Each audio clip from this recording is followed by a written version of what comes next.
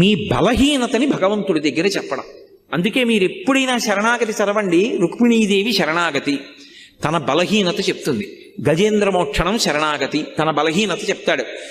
ఈశ్వర, మీరు నాకు మనస్సు ఇచ్చారు, ఇంద్రియాలు ఇచ్చారు, బలం ఇచ్చారు, బుద్ధినిచ్చారు, శాస్త్రం ఇచ్చారు, గురువునిచ్చారు, ధర్మచక్రం దాటి పనులు చెయ్యొద్దన్నారు. కానీ నా మనసు వెంపర్లాడిపోతోంది అక్కర్లేని కోరికలు తీర్చుకోమని.